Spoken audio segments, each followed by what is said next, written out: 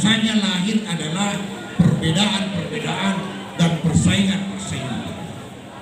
Tetapi yang terjadi di Bajoe ini, di Bone ini adalah adanya kesepakatan untuk hidup secara bersama-sama, menikmati keberkahan dan rezeki yang diberikan oleh Allah Subhanahu wa Ta'ala.